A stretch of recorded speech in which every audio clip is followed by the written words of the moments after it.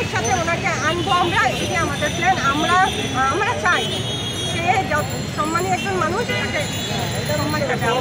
দেশে গণঅভ্যুত্থান হলে তো পদত্যাগের প্রয়োজন পড়ে না, এটা পরিকল্পিত ছিল। এটা আপনারা যেভাবে বলছেন সেইভাবে না, এটা অনেকদিন আগে থেকে পরিকল্পিত ছিল।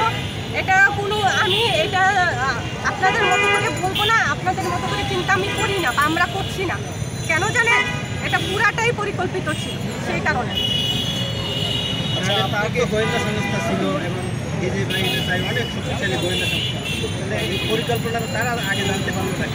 কেন জানতে পারেনি বলি, আপনার সাথে যদি কেউ চক্রান্ত করে আপনি কখনোই টের পাবেন না। আপনার বড় বড় অনেক মানে শক্তিশালী লোক যদি থাকে তখন আপনি বুঝতে পারবেন না, কারণ এটা চক্রান্তই হয়, স্বপ্নের মতো। স্বপ্নে আপনি ঘুমাইছেন না, আপনি কি আপনার সাথে মানে অনেক কিছু হয়ে যাচ্ছে, আপনি বুঝতে পারবেন না, ঘুম থেকে উঠে তেমন কিছু হয়নি। মানে চক্রান্তটা মানুষের সাথে এমন হয়, আমার নেত্রীর সাথে চক্রান্ত হয়েছিল, এই জন্য কেউ বুঝতে পারেনি। কে দেশে আসবে, যে চক্রান্তের মাধ্যমে আসবে না আপনারা আনবেন নেতাকর্মীরা? আমরা তাকে ভালোবেসে ভালোবাসা দিয়ে সম্মানের সাথে দেশে আনতে চাই। আরেকটা প্রশ্ন আছে, সেটা হচ্ছে আপনাকে আমরা বিগত 15-17 বছরে কখনো মিডিয়ার সামনে দেখিনি। যখন আপনাদের সরকার ক্ষমতায় ছিল তখন আপনাকে আমরা দেখিনি, তো আপনার সরকার এখন ক্ষমতায় নেই, এখন আপনি সামনে এসেছেন কি উদ্দেশ্যে? কি উদ্দেশ্যে এসেছি? ভালোবাসার টানে এসেছি। ভালোবাসার টানে এসেছি 5 আগস্ট থেকে। যখন আমার কাছে মনে হয় যে এখন আসা উচিত, আমি বঙ্গবন্ধুর সৈনিক, আমি আমার মন থেকে ভালোবাসি। আমি একটা চকলেটও খাইনি, সরকারের কোনো টাকা আমি যে একটা চকলেটও খাইনি। কেন জানেন? কারণ আমি তো ভালোবাসি, আমি কোনো বিনিময়ে আসি নাই, আমি কোনো স্বার্থের জন্য আসি না। আজকে আমি জোরে গলায় বলতে চাই যে এই সরকার যারা এই দুর্নীতি করে এখানে ষড়যন্ত্র করে এখানে আসছে, তাদের সময় ভালো যাবে না, কারণ চক্রান্ত কখনো ভালো কিছু নিয়ে আসে না। আমার নেত্রী ভালোবেসে দেশকে অনেক উন্নত করেছে, সেই সুযোগটাই আল্লাহই ফিরে দিবে, আমি এটা বলতে চাই। আচ্ছা, যারা ক্ষমতার সময় যারা সুবিধা ভোগ করেছে তারা এখন কোথায়, এ বিষয়ে আপনি কি বলবেন? তারা এখন কোথায়? তারা আপনাদের এই যে সরকারি চাকরি খুঁজতে এসে সরকারের দুর্নীতিতে তারা এখন মানে চুপ হয়ে আছে।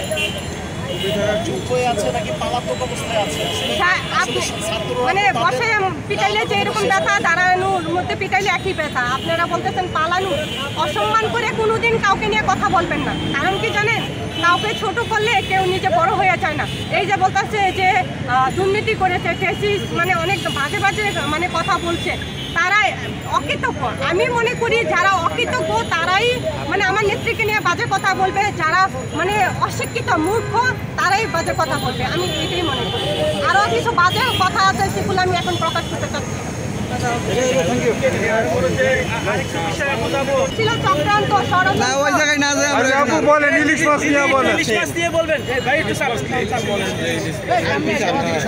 মেরে ফেলবে নাকি? আমি আমার নেত্রীকে ভালোবেসে হাসতে হাসতে মৃত্যুবরণ করতে চাই।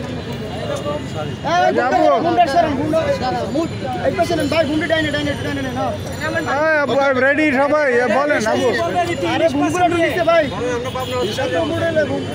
ইলিশ মাছ নিয়ে কি বলবো, আমি বেশি কিছু জানি না। এটাই জানি ইলিশ মাছ যদি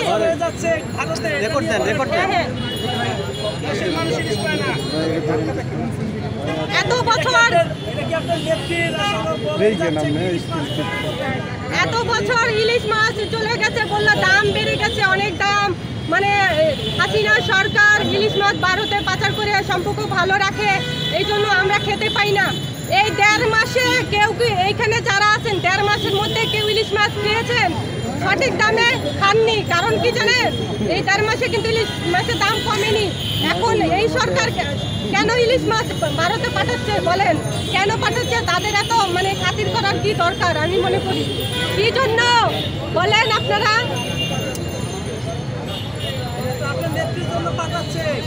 আমার নেত্রীর জন্য যদি ইলিশ মাছ পাঠাইতো, তাহলে আমার নেত্রীকে অসম্মান করে দেশ থেকে যাওয়ার মানে পরিকল্পনা করে তাকে কাহিনী করেন না প্রিয়। একটা কথা আছে না, প্রিয় কাহিনী করো না, কাহিনী করো না প্রিয়। তোমরা আমার নেত্রী অনেক ভালো মানুষ, অনেক মানে সম্মানের সাথে সারা বাংলাদেশের মানুষ জানে মাননীয় প্রধানমন্ত্রী শেখ হাসিনা উনি দেশকে ভালো রাখার জন্য, উনি দেশের উন্নত করার জন্য এত কিছু করেছে এবং ইলিশ মাছ পাঠিয়েছিল ভারতে। এখন আপনারা এই সরকার, এই চাকরি খুঁজতে যে সরকার হয়ে যাওয়া সরকারকে বলছি, আপনারা কোন সুবিধা পাওয়ার জন্য ইলিশ মাছ পাঠাচ্ছেন ভারতে? আমি একটু জানতে চাই, জাতি জানতে চাই।